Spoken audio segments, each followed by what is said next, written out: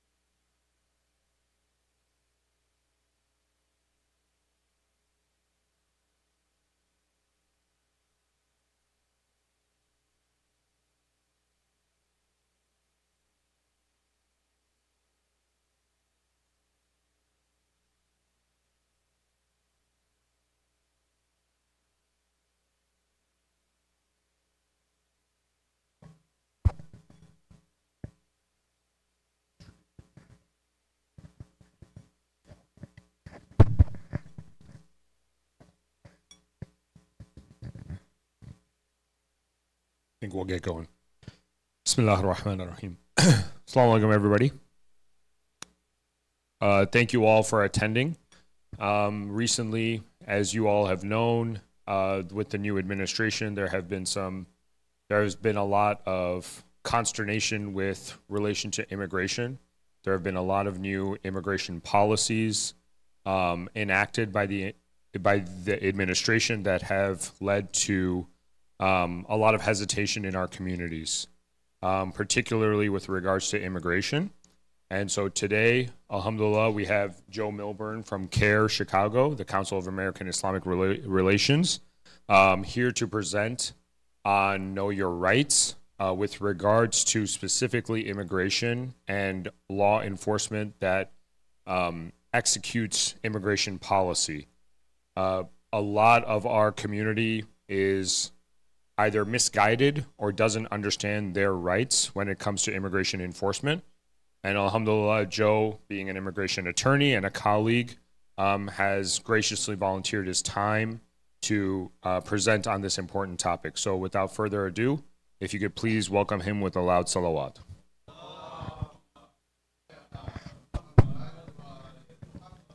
Salawat.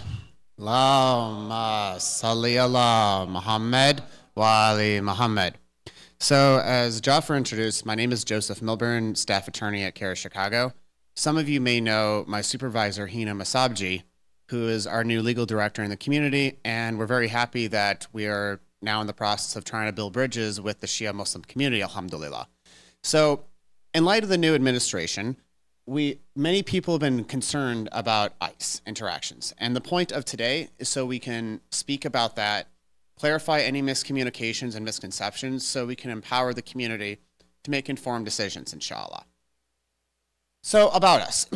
The Council on American Islamic Relations is a nonprofit that is headquartered in Washington, D.C., that has chapters in many major cities throughout the country, including in Chicago.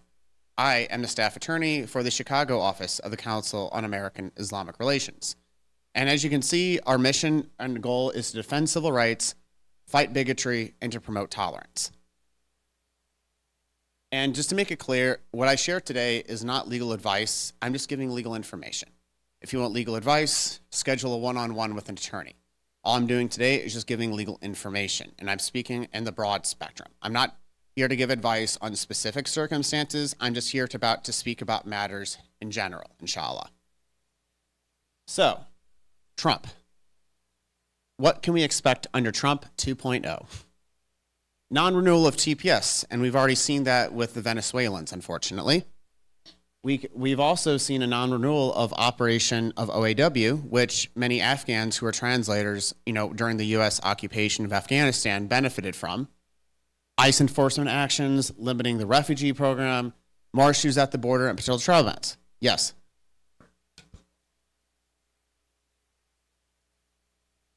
Sure. So TPS essentially is temporary protected status. Many countries are included as part of that. Notable examples include Yemen and formerly Venezuela, among other countries. Now, the idea behind TPS, and Syria is another one among a few others whose names have slipped me at this time. The idea was those who are currently here, such as Ukrainians who came, during the war, who are already here at the time the war started, were allowed to stay here while there's still a conflict going on there. That's kind of the intention behind it. Unfortunately, Trump did rescind that for Venezuelans, so now Venezuelans are kind of in a limbo state where many of them are at risk of being deported if they don't already have some other kind of status. OAW. OAW is essentially a program that allowed Afghans who translated or did work with the U.S. military during the occupation to have a pathway to come to the U.S., essentially rewarding them for their service. For example, when America invaded Iraq in 2003, many Iraqi Arabs and Iraqi Kurds acted as translators, and then to reward them, they got a pathway to come to America because they acted as translators, similarly with the Afghans. The problem is, with the Taliban being in power, many of those same Afghans who acted as translators are at risk of being killed by the Taliban for being collaborators, which is why it's unfortunately very problematic. And even from a national security perspective, it's problematic because why would they ever want to help us again if they know we're not going to help them if they help us? So from a national security concern, it's also problematic. We should reward people that help us, not hurt them, essentially is what I'm saying. Thank you. So what is ICE? ICE stands for U.S. Immigration, Customs, and Enforcement. Now, let's think about admin law. One department is called the U.S. Department of Homeland Security.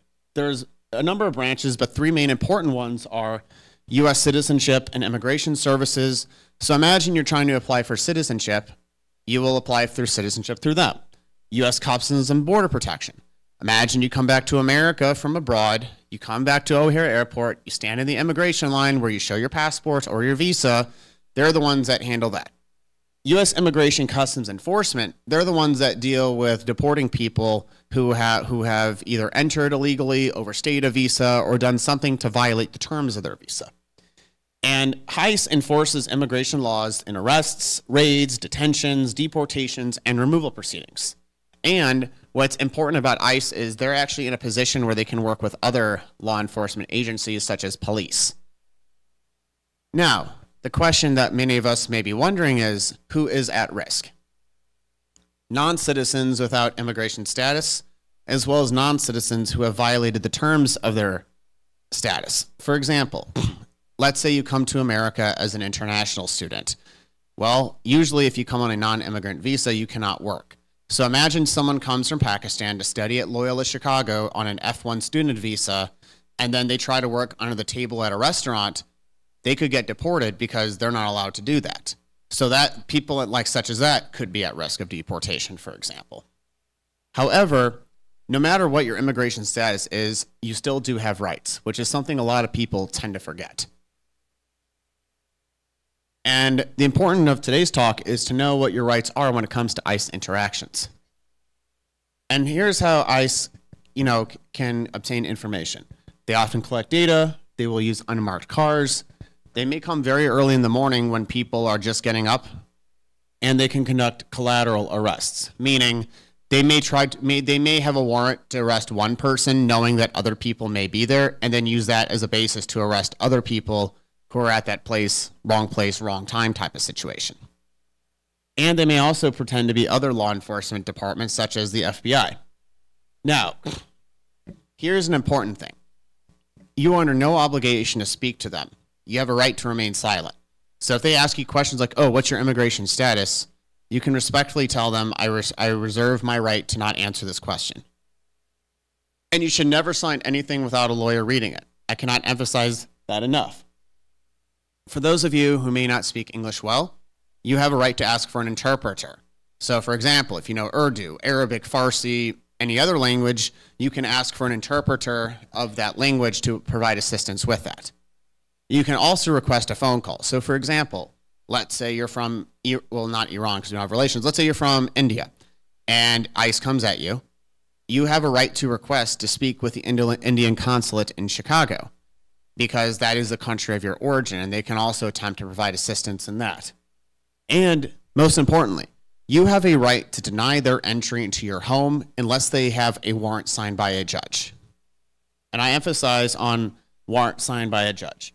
You have a right to deny their entry to your home and car. You can also refuse to even show them documents. However, do not show them fake documents, because imagine ICE comes to you and somehow you happen to have a fake U.S. passport. Well, the problem with that is that's a false claim to U.S. citizenship, and that can make you permanently barred from any immigration benefits for the rest of your life. So please do not ever do that. Hussein.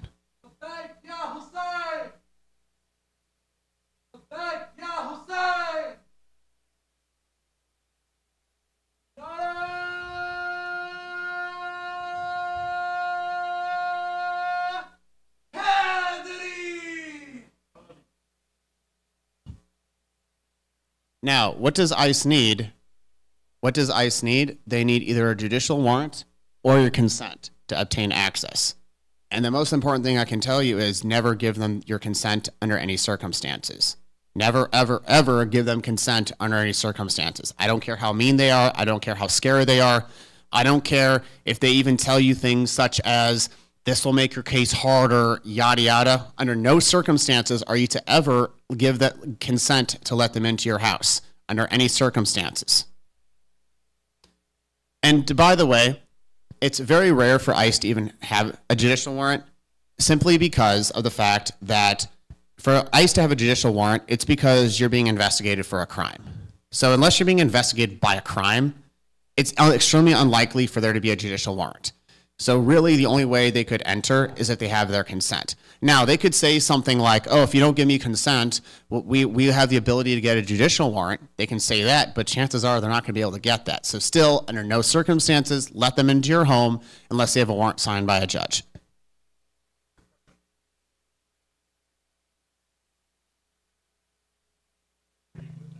Don't give them consent, completely understand, but can you also speak to an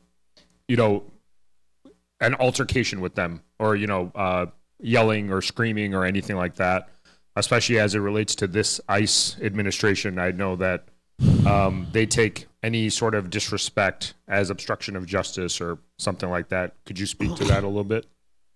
Sure. I was actually just about to get to that, actually. It's all right. And as you can see, there's a difference between a judicial warrant and an ICE warrant. ICE warrants are usually fabricated anyways. It has to be a judicial warrant. And while this is a redacted template that I have uploaded, notice how a judicial warrant would have the name of the court on the top. That's the key thing. It would be signed by a judge at the bottom. So the best way for you to tell if it's an actual judicial warrant is if you see like on the top where it says United States District Court, for example, since you live in Illinois, it will say United States District Court of Northern District of Illinois. That's the key way to know if it's a judicial warrant. If it doesn't say that, then you know it's not a judicial warrant.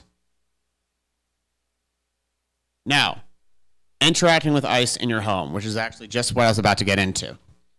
ICE, as I said before, needs either your consent or a judicial warrant to enter and search your home.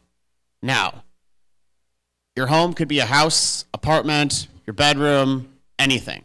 It also can include areas connected to your house, like your garage or the hallways of an apartment building. Now, if ICE comes to your door, what I would do is open your door slightly enough so you can speak with them and ask them if they have a judicial warrant. Usually they won't, and you can also ask for their business card. If they give you a business card, then you can respectfully tell them, I will speak with a lawyer, such as yours truly, and he will follow up with you, and then end the conversation there. You do not have to speak to them further. It's not obstruction of justice because it is your right to do exactly that. Obstruction of justice would be if you are, preventing them from doing an investigation. Rather, you're simply telling ICE, I will speak to you if I have a lawyer present. And chances are, if a lawyer was to actually call them, the ICE agent would then usually admit that, oh, you're not a priority. Because a lot of times they do things like fishing expeditions. For example, imagine, and I hate to use you as an example, Maulana, imagine if ICE came to Maulana's house, right? The ICE would know that Maulana knows the community, knows people that may not be here with status. ICE may come to Maulana's home trying to do a fishing expedition to get information about community members. Even if Maulana is not a person they care about, they'll know that Maulana knows other people in the community, and they can use that to get information. So it's very likely if ICE comes to your house, they're not really focused on you, but they're focused on people you may know, which is why I call it fishing expedition. When you go fishing, you throw a line in the pond, wait to see what bites. That's what they commonly do often. So, and very often, more often than not, when I've called ICE and FBI, and I say, hey, I'm so-and-so's client, they usually just tell me, yeah, you're not really a priority, yada, yada. At that point is their way of admitting that they're not really focused on them. They're just trying to get information about a community. Now, what to do if ICE is in a car? ICE comes to your car. ICE does not need a judicial warrant to stop a car, but they do need your consent or a warrant to search the car. Now, this is different with police, of course, because police only need probable cause to search a car, but ICE, if they want to search a car, needs either your consent or a judicial warrant. But only the driver of the car has to show an ID. All the passengers can refuse to show ID, and again, the driver and all the passengers can exercise their right to remain silent. So if you're being pulled over by ICE, you can obviously stop the car if they stop you. And what I would do is open your window just enough to hand over your driver's license, but do not answer any questions about your immigration status, and again, do not show any false documents. And do not consent to a search, and again, ask for the agent's contact information so a lawyer can follow up. Yes?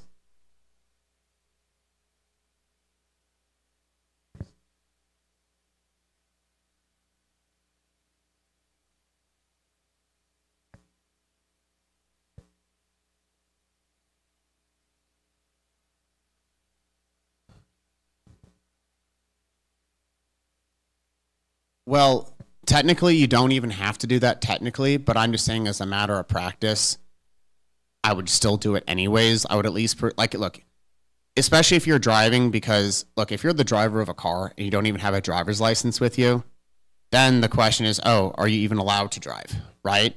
You wouldn't want them to, be able to do that on you. Now, if I'm walking down the street and some police officer asks to see my ID, I'm under no obligation to hand him my driver's license, but I'm walking. I don't need to have a license to walk, right?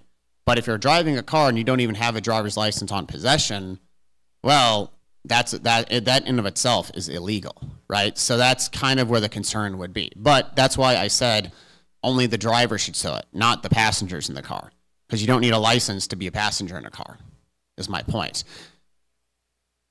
Yeah. Now, interacting with ICE at your workplace. ICE does not need a judicial warrant to enter the public parts of a workplace. So imagine a restaurant.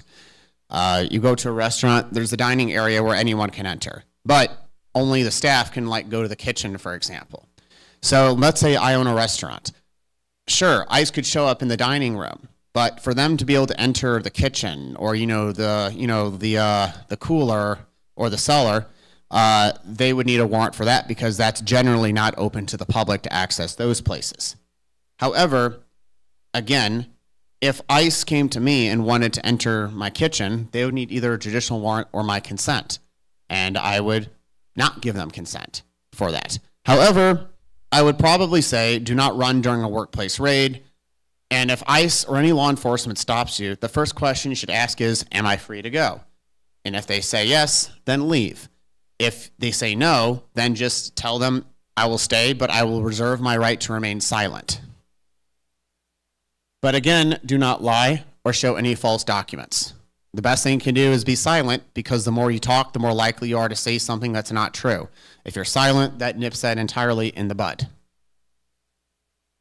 Now, imagine interacting with ICE in the public space. So imagine if I'm at Trump Tower, I'm at the Bean, Grant Park, whatever. ICE does not need any kind of warrant to talk to me, right? They can walk up to me and try to talk to me. But they do need consent or a judicial warrant to search me or my belongings. So they would need a warrant to search, let's say, my backpack. And they would also need a judicial warrant or proof that I'm not allowed to be in the US or that I've committed a crime to arrest me, which is extremely unlikely. Now, again, if any kind of law enforcement stops you, the first question you ask them is, am I being arrested or detained? If they say no, then you can ask them, may I leave? And if they say you can leave, then you can leave. If they tell you no, you are under arrest, then tell them that I will not speak to you without an attorney present. And again, do not show any false documents or lie. I cannot emphasize that enough. If you are arrested or detained, remain silent and ask for a lawyer. And then also it's important to contact your consulate. So if you're from India, contact the Indian consulate in Chicago. I know for a fact there is one, for example. For those of you here who may not be here with permanent residency, I would suggest maybe you memorize the phone number of the consulate of your country of origin, whatever that may be. It may be helpful if, God forbid, that happens. Well, then you're good, man. What are they going to send you? But yeah. But of course, I wouldn't put it past. What? Yeah, if they want to drive you back to your mama's house, that's I guess that's fine. But you're good, man. Mashallah, mashallah. Heaven is under her feet, mashallah. So, but as I was saying, with that being said, of course, I wouldn't put it past ICE to see someone who looks foreign and uses that as a pretext to try to talk to them. So I wouldn't put it past ICE to do that. But yeah, if you're born in the US or you're naturalized or even a permanent resident, you have a right to be here. ICE, like the thing you put in water. As I said earlier, Immigration Customs Enforcement. ICE, Immigration Customs Enforcement.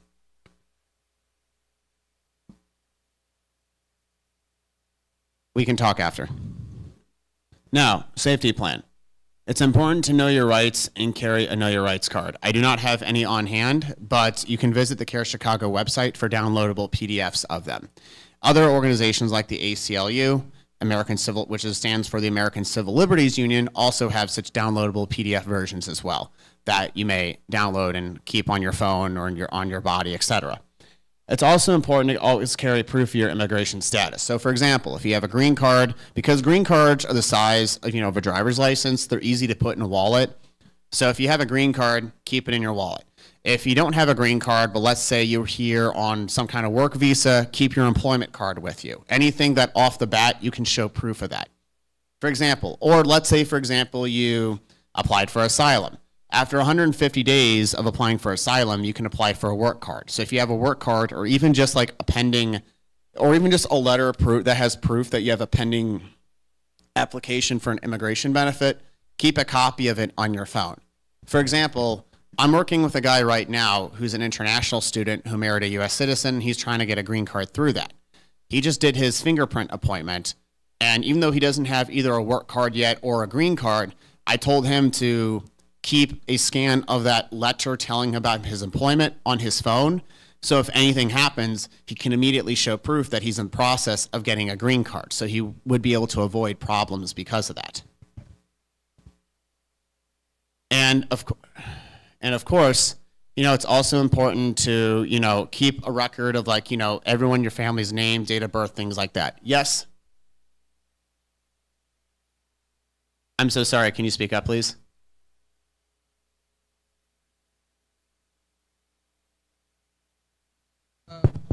Immigration status.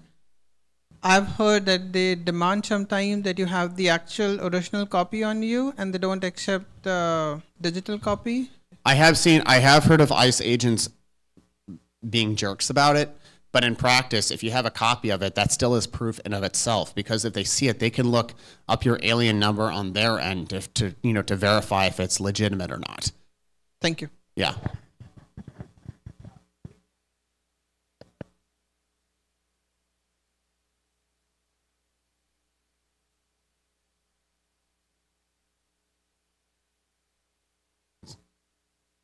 We'll talk after, inshallah. Sure, go ahead. Yeah. Do any of the sisters have any questions? You've been very quiet this whole time. Do any of the sisters have any questions? Okay. I'm sorry? Does any of this... My question is like, this section comes is coming after first when they encounter someone, right, and they are asking some consent, right, ICE employee, right? Yeah. So if we respectfully deny them that we are not going to give all those information, right, before contacting to the lawyer or attorney, right? Right. So these things when it is coming or when it comes, right? Well, even if you're, I'm not telling you that you give this to the ICE agent. I'm saying you keep a record of this for yourself if later you have to speak to a lawyer. I'm sorry? Go ahead. Okay. So Yeah, this is just for your precaution. You should keep these things with you, Correct. right? In case. Correct. Like, if for some reason someone in your family gets, taken, it'd be helpful if you already have like a Word document with all this information that you can give to a lawyer so they can help you immediately with that stuff, for example. Like that's what I was referring to. And again, keep like, what I would also suggest doing is like have a special cupboard maybe in your kitchen or something that has like a folder with like, copies of people's social security cards, their birth certificates, things like that. So if you need to get it, it's immediately accessible. Like, even though I'm a US born citizen, I have a folder in my desk drawer with my birth certificate, my social security card, and like, my divorce certificate, everything that comes in my life, just so like, if I ever have to have it, it's right then and there. So that's something I would suggest everybody does is have like a special designated place in your house where you keep all these important documents in a specific area. So if you're ever in a...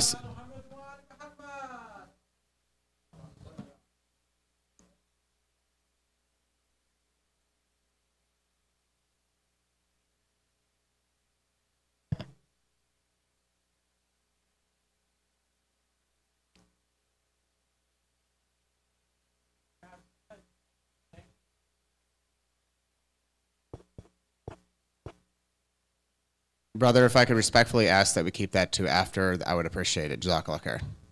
Yes. Okay, we got community here. So some people, they want to live with us. They're not documented. Yeah. So if the ICE come and they get them, so the people, they accommodate them, illegal immigrants. So they gonna be in trouble too, or they are okay? I'm so sorry. Can you please rephrase the question? I don't think I understand Okay, it. if you help some illegal immigrants, you're keeping them in your house. Yeah. If the ICE comes to your house raid and they get them, so how about the resident? I mean, the people, they help them. So I'll be honest, I do not know the answer to that question off the top of my head, so I don't want to say anything that's incorrect. However, in of itself, it's not a crime to have someone who's undocumented come to your house and stay there unless the context is you're trying to hide them from ICE, for example, right? So, for example, you would be obstructing justice if you're let's, like, for example, look, there's lots of people here right now who are undocumented, right? That doesn't mean ICE is necessarily now trying to go after them. However, if, let's say, for a fact they are, and they can prove that you're hiding them for the purpose of preventing an arrest, then you're obstructing justice. So if you have a friend who's undocumented, you want to invite in your house because you want to have dinner with him, that's completely up to you. But don't invite him to your house so you can hide him. That would be considered obstructing justice. Hide. H-I-D-E, hide. That's fine. Nice to meet you, Hyder. My name is Joe. Nice to meet you. Like Joe Biden, no relations. I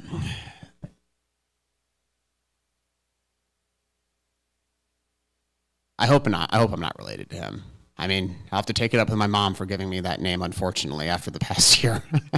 So, but yeah, basically, that's kind of the point. So, I mean, look, like, personally, like, I do have some friends in my personal life who are undocumented. I've invited them over, but I would never invite them over for the context of of preventing ICE from taking them. I'm just inviting them over because I'm inviting them to my house because they're my friends. Do you understand the difference?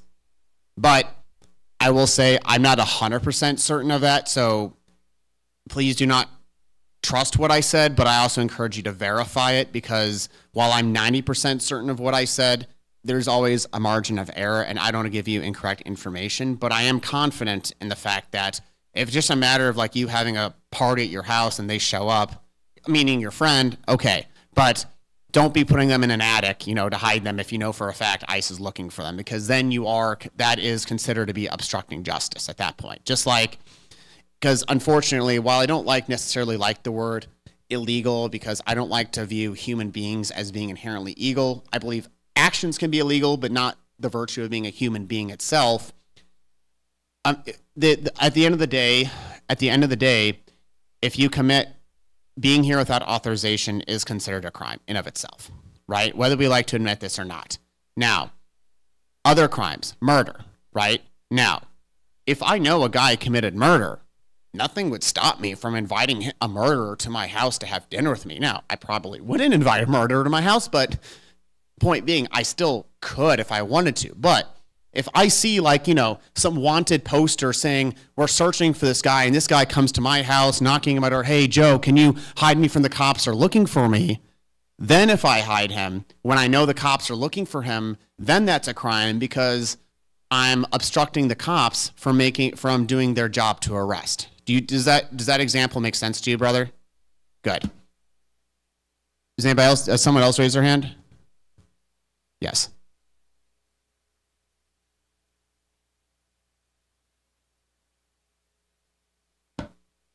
Go ahead. Okay.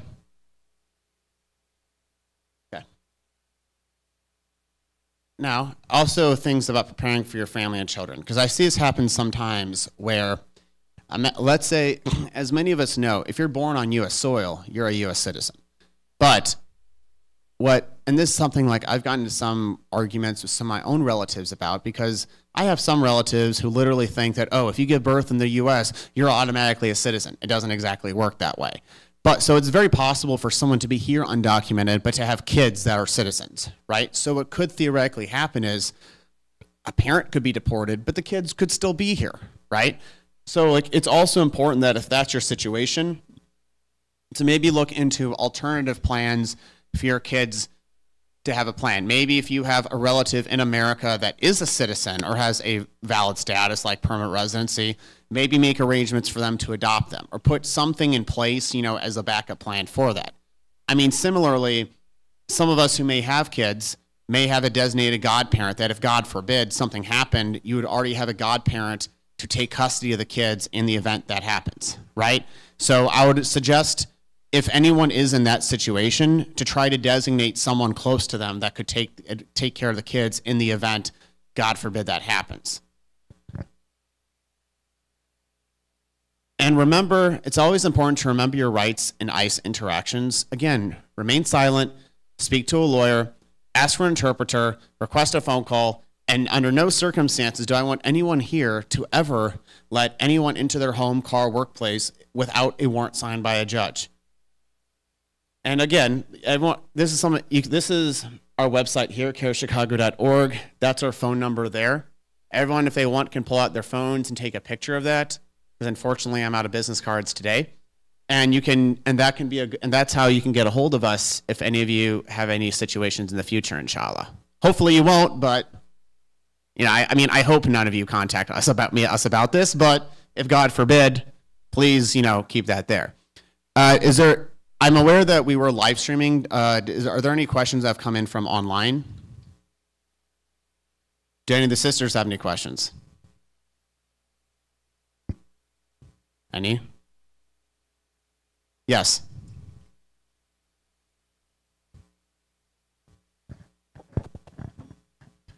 Okay, I know one family who were here. They have like 10 years visa. Okay. And, parents, husband and wife. And while they were here, they had a baby. Okay. So they got the passport, U.S. passport. For the kid? Well, for the kid, yeah. And since they have the 10 years visa, so they just went back to India. Yeah. and they, after a few months, they want to come back. And at the immigration office, at the consul office, they said, well, your kid was born in U.S., so why don't you make your kid a U.S. Indian citizen, and then come back, we'll give you the visa. Well, I would say don't do that, because then you would be, I mean, Yeah, okay, that's what I happened. mean, no disrespect to the Indians here, but the American passport is a stronger passport than the Indian one, and that's one thing. And secondly, as soon as a kid is 21, that kid could then be a way to sponsor the parents to have a green card to come to the U.S. So I would suggest don't do that. The reason why they denied a tourist visa is because the issue of immigration intent, because they kind of know that that's what the parents want to do. So like what they're saying is renounce the kid's citizenship, so that way we know you have no pathway to ever immigrate here in the future. Okay, so okay, that's what happened. Okay, now once they Did changed, the family did since- that? Yeah, right. The family did it, and when they went back to apply, they denied for all of them. So okay, now can the kid after 21 or 18, okay, now can he go back to say that I was born in U.S. But the kid renounced it. That's the problem.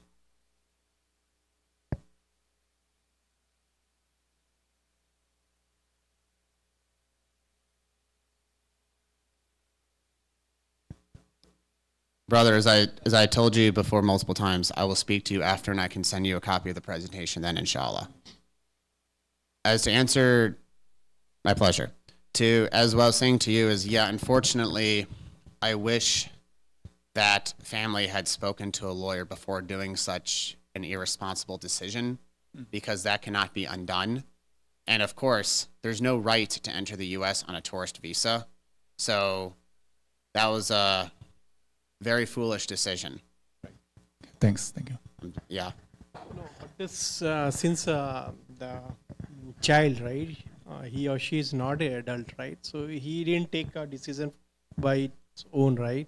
So after when she becomes adult or 21, right, crosses 21, If she gave up, then if she then gave- they can reclaim that. no, because she gave up the look. But we don't know whether it's not a kid's decision, right? I'm a Maybe natural- it's parents, right? I'm a natural born citizen. I could give up my citizenship right now, and I would lose my American passport. The only way I could ever come back is if I had a relative then sponsor me, right? So, unfortunately, and also to my knowledge, parents can do that on behalf of the child. And yeah, I just said that. Yes. Yeah, like I it's also your right to give it up. Like I know a guy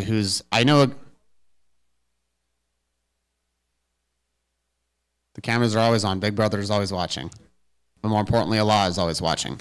So, for example, I know a guy who's a very wealthy doctor, was living in the UAE during COVID, got granted Emirati citizenship. However, the Emirates does not allow dual citizenship. So yeah, he gave up his American passport, even though he was born here, and he became an Emirati citizen.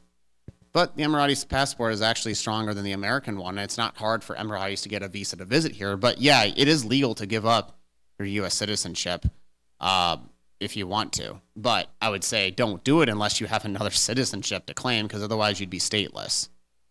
That would just not be very wise if you don't have any citizenship. Does anybody else have any questions to ask? Yes. You mentioned fishing expeditions, right? Yes. Uh, My favorite. and you obviously ICE doing theirs. And have you seen other organizations, other enforcement agency doing the same expeditions as well? Sure. And if they do we do anything different than what you mentioned about the ICE? Any other organizations could happen to that. Like even, for example, some of us may have been stopped by CBP at the airport, right? I'll give an example. That's actually happened to me before, to be completely honest. I remember a few years ago, I came back from Turkey. I was stopped at the airport about a guy who I had his number in my phone, but like I'm sure many of us have met people like once or twice in our lives. We have their number, but know nothing else about them, right? I was pulled in because I was asked about a certain guy's number I have on my phone. And I literally told the I told the CBP agent, you probably know more about this guy than I do. I just have his number. I know nothing else about him except the fact that he's from such and such country and this is his name, but this is all I know. So like, again, all agencies can do fishing expeditions, even FBI, for example. Like, it's ironic I'm saying this as a convert myself, but I'm sure someone could come to this mosque pretending to be a convert or even a non-convert to try to see how the community thinks and feels about things. Maybe he starts talking about certain topics or certain political opinions to see how people react.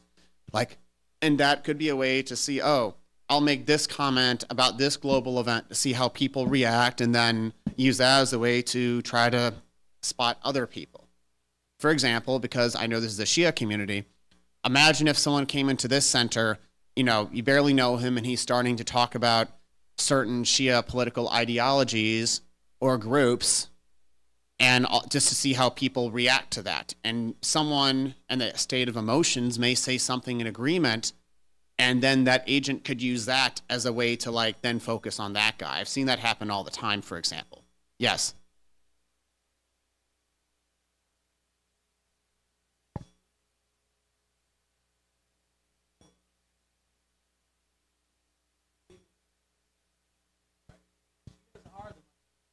Okay.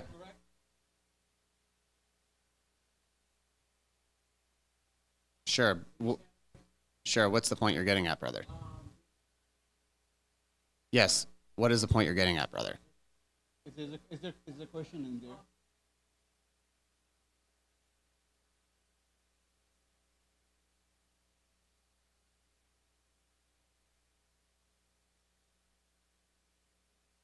You have a better opinion of the world than I do. You have a better outlook on the world and the state of affairs than I do, but unfortunately that is not the case. Especially when, and look, I'm saying this even as a Sunni, right? Someone could come to my Sunni masjid asking me opinions about certain Sunni groups and certain Sunni political ideologies to see what I or someone else in the community thinks. I'm not saying it's a Sunni specific or a Shia specific issue. It's just, this is what they often do. And perhaps a guy may ask me, oh, what do you think about XYZ? And if I say, oh, I like XYZ, that could use that as a basis to then try to monitor me further. So what I'm trying to say is, I'll be a little blunt here. I used to live in St. Louis growing up. When I converted, I started a soup kitchen at a masjid where every Saturday we would make meals and give it to homeless people. We had a guy come to our center, not center, but our food drive, and he started talking to volunteers about going to Syria, if you know what I mean, right? Now, obviously, we were freaked out about this because I'm thinking, we're just here to make food, give it to poor people. We're not here about politics. MashaAllah. And here we were just making, food to give to the homeless, but then this guy comes and starts getting to that, so we actually called the FBI on him, saying, hey, there's this crazy guy coming to our soup kitchen, trying to talk to us about traveling overseas to Syria and Iraq. And by the way, this was back in 2013 when there was a certain crisis going on in the Middle East, if you can read between the lines. So we called, FBI. He never showed up again. So low-key, we all kind of think maybe he was the agent, just trying to see which of us would make comments in agreement with that. So, like, if anyone comes to your center and says things that are outlandish or things like that, talk to the board, talk to Maulana, and they can try to assess, and maybe they can get CARE involved as well.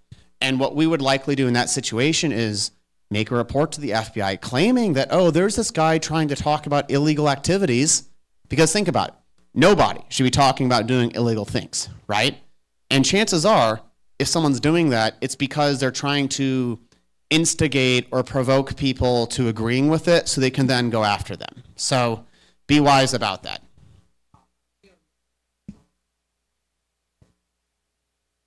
I'm not an FBI agent. Let me ask another question since you hit on that earlier. So what we have seen lately, that a lot of folks from the community who are traveling back and getting stopped at the airport, some of them spend hours. Yes. So if there's something like that happens to us, and they do the same thing that you mentioned, go through your phone, this and that, but hours at a time, it seems excessive if you are putting someone in a room for 5, 6, 7 hours. Yeah. What exactly can we do in that situation? So, and I say this because I've been in that situation myself for some reason. So here is I'm privileged to tell you that I've been in this exact situation, that I can tell you how I've handled it in that situation multiple times. So I come from the airport overseas. Like, for example, I come from the airport overseas. Obviously I'm a US citizen, so they have to let me in, but they can ask me my name and my citizenship status and my date of birth, which is already apparent on my passport anyways. I'm under no obligation to answer any further questions than that, right? I don't. And they may not like it, they may get mad about it, but I don't care what they think. That's their problem, not mine. If they want to hold me for 48 hours, which is the most they can hold me without getting a warrant for it, they can. I don't care. It's their tax dollars they're wasting. However, the problem could be, what if there's a connecting flight that you're trying, and that could be the problem. So last summer, I came back from Morocco, but I had a layover in Toronto. As some of you may know, if you fly through Toronto and you have a connecting flight to America, you deal with CBP then, not when you get back to America. So I got pulled aside. They pulled me into a room, and he starts asking me, why'd you go to Morocco? Well, I told the agent, I don't want to talk to you, I don't want to tell you. And then the agent told me, well, you have a flight to Chicago in an hour, and we can keep you for 5 hours, and you'll miss your flight. How about that? At that point, I then reluctantly talked to him, unfortunately, because I didn't want to miss my flight. So at that point, he asked me questions like, why'd you go to Morocco? And I told him very straight, curt answers like, oh, I went to Morocco because I wanted to visit there, eat good food, see, historic sites, that. Then he asked me, did you go to Algeria? Which I didn't. I said no. Did you go to the Western Sahara? I said no. And that was the end of the conversation then. So if you want to be inclined, to answer questions, don't answer any incriminating questions, but kind of keep it to the point and keep it curt. Like, for example, if he had asked me questions like, who did you see in Morocco? I would have said something, oh, well, I have some friends in Morocco, right? But I would have kept it very curt like that, but I wouldn't have gone into like telling all their names and things of that nature, because the more you tell...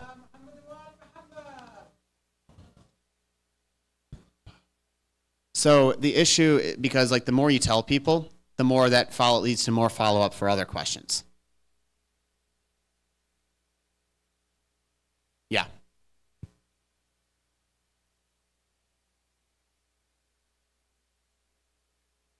Yes. And that has happened to me, yes.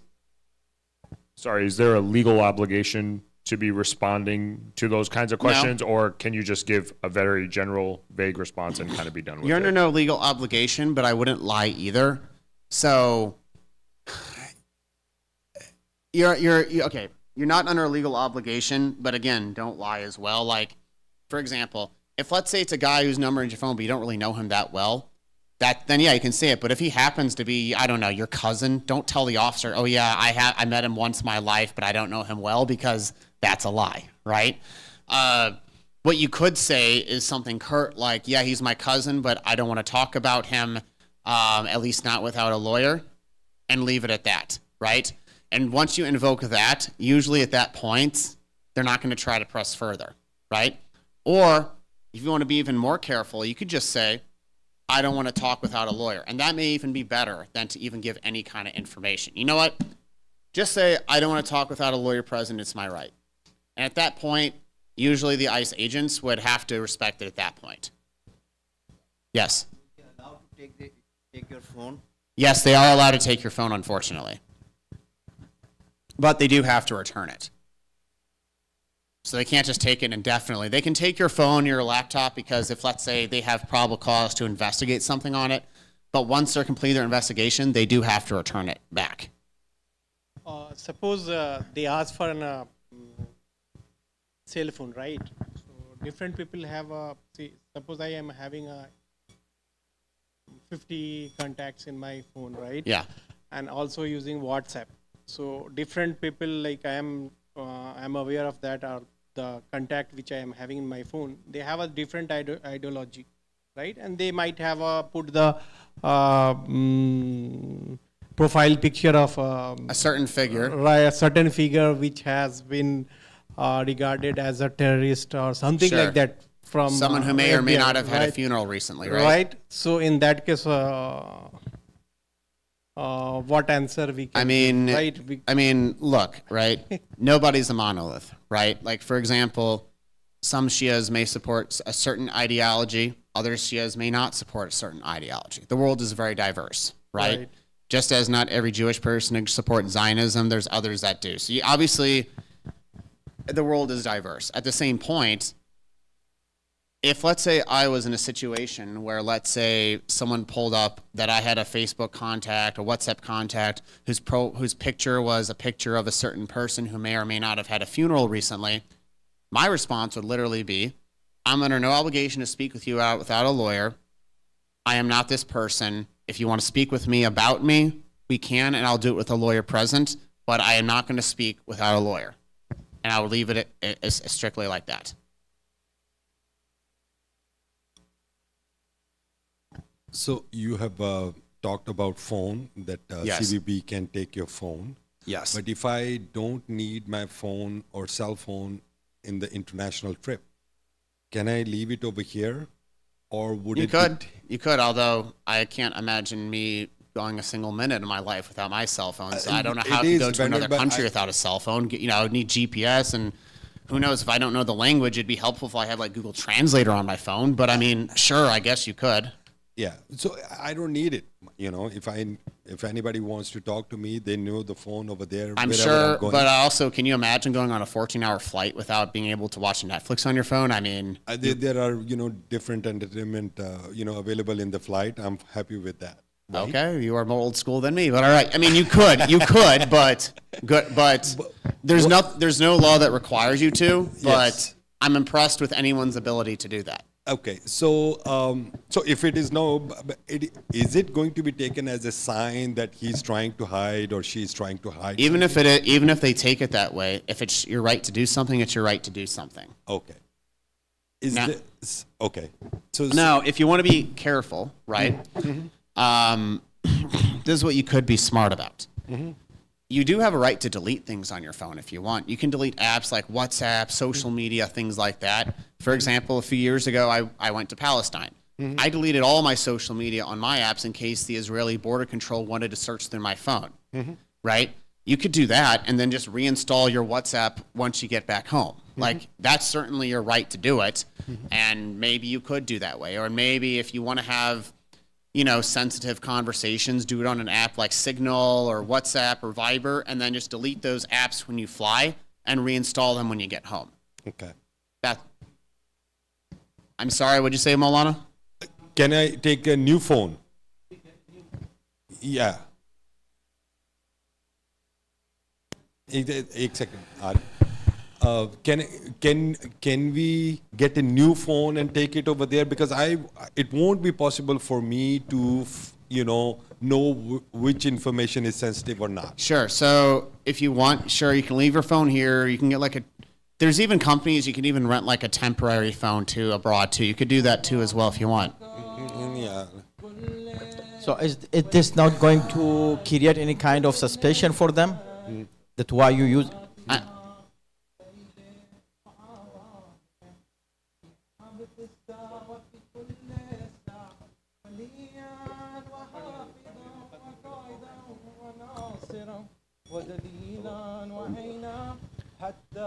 And Brother, I don't mean to be disrespectful to you, but I don't mean to be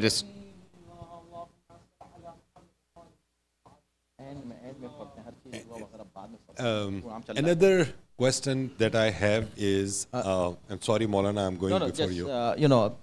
So my question was, is this not going to create any kind of suspicion for them that, Here's kind of how I operate under. If you have a right to do something, you have a right to do something. Don't worry about how they think and feel. Okay. If it's your right, it's your right. You're not doing anything illegal. With that said, it's your right to protect your privacy, right? And if they cannot use that against you in any kind of criminal proceeding that, because you did something you're legally allowed to do, that they can use that against you is my point. I mean, even for example, like I'm sure you as a Maulana, like you've probably had people ask you very sensitive religious-based questions all the time. Maybe they message you on WhatsApp, and perhaps it may be so sensitive that you wouldn't want somebody else to ever have privy access to seeing it.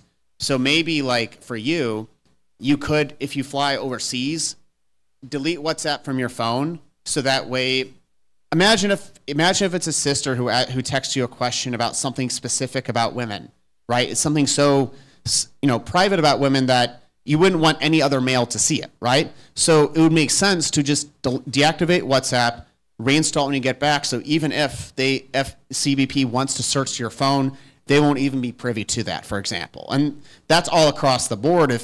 And maybe it might be a good idea for everyone to kind of keep sensitive conversations through like WhatsApp or Signal. To be frank with you, I have an iPhone, but I actually very rarely use my iMessage. I usually just message people on WhatsApp for exactly that reason, to be honest with you. One more question that I have is that, under any law, is it possible for them to ask for my social media account username and password? They can ask, but you don't have to provide.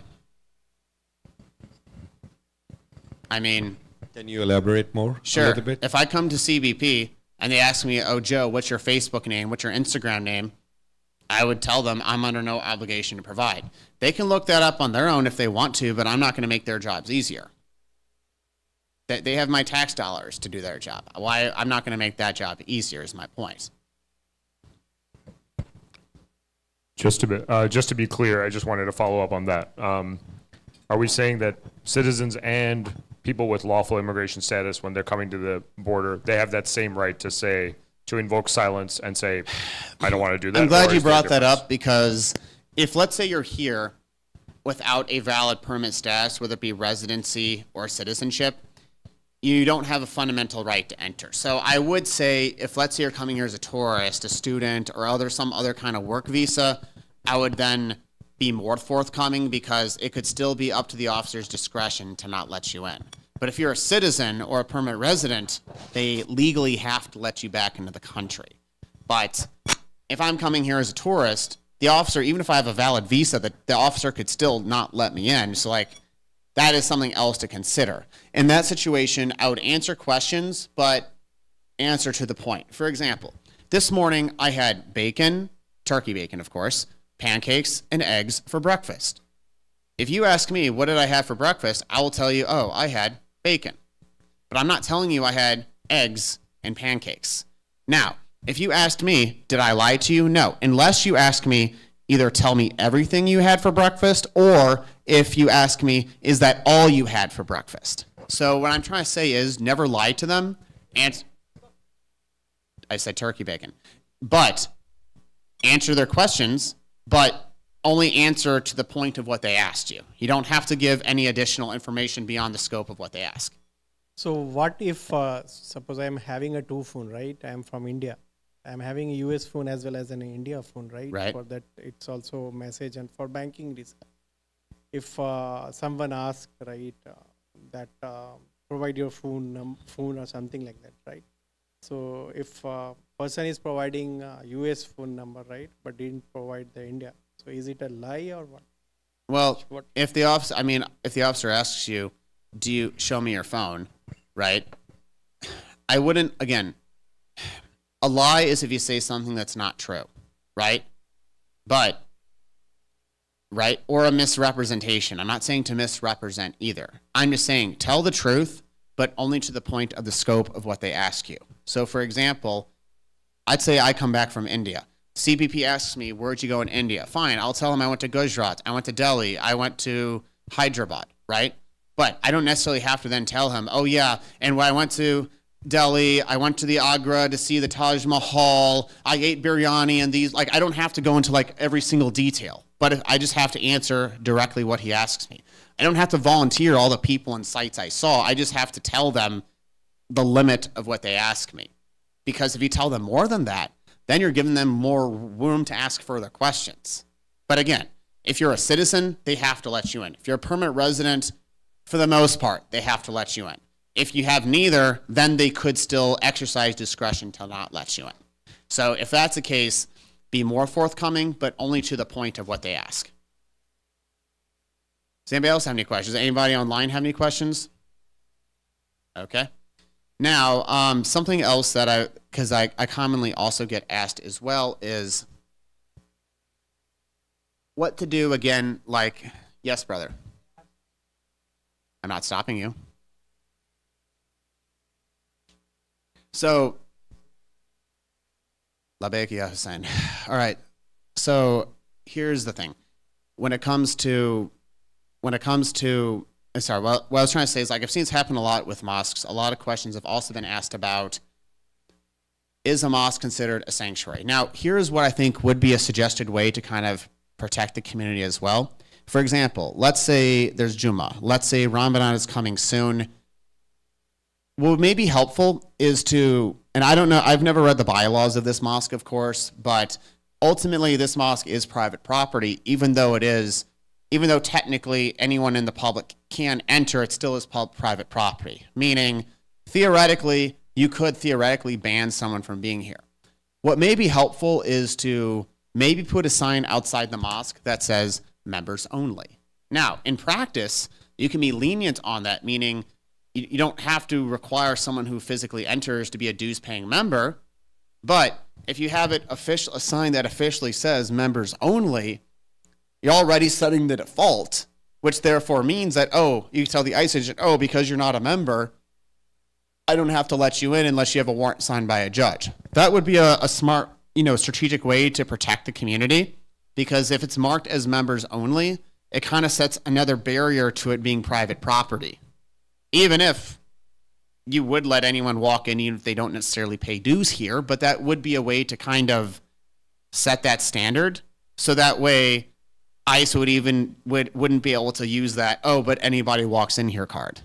Again, I'm not saying to lie, I'm just saying put a sign that says members only, because even other communities, like, for example, I know even some communities like the Aga Khanis and the Bohras, like, they're even more strict about they don't let outsiders at all enter their spaces. Now, I'm not saying you guys have to be to that extreme, but if you just put a sign that says that, it could be a way to signal that this is a private entity. Because I've seen that happen a lot, because especially if people coming here for Jummah, Dul Kumail, Majlis in Ramadan, Majlis in Muharram, and all these other important events, there's going to be lots of crowds here. And that would be a way to protect any undocumented people who may come here to listen to the speaker. Does anybody else, do any of the sisters have any questions? Come on, Auntie, you've been sitting here the whole time. I'm sure you have something important to ask. Thank you. I'm glad I finally heard a sister today. I have one question. Those who have applied for a status change, so what should they do during this time? Okay, I don't need to know. And for the renewal of the visa also, but no. Like a renewal of it. Sure. There we go. Okay, so what she is asking, we are here on H-1B visa, right? Okay. So both my daughter, the You're elder one, right? Right. So we have applied for a H4 because her is renewal. Congratulations. Renewal, You're right? one step closer to the green card, inshallah. Renewal, right? So that didn't come yet. Right. It's almost 4 months. So is So there any duration, or as long as I have approved? What I would do is, when you apply for an immigration benefit, you get a letter from USCIS, which is like a receipt letter. Right, I got it. Everything is alhamdulillah there, right? So what I would do is put both of you. Yeah. And even your kid. How old are your kids? She's 16. Do you have a phone? Does she have a phone? She is a citizen. Mashallah. Right. But as for you, I would each one of you keep the receipt letters on your phones, right, as scans.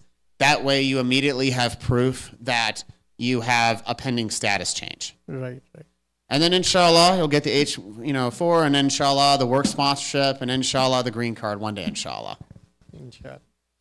And the same applies for H1B to H4 also. Anything to show you're something in the process is help. Because whenever you apply for any immigration benefit, you get a letter where they basically say we've received your application, right? Right. That way you can immediately show to say, hey, I have something in the process. That's correct. The important thing I would show, with that. Okay. And is there any time limit for that action? Like we applied for her in August, but didn't get any.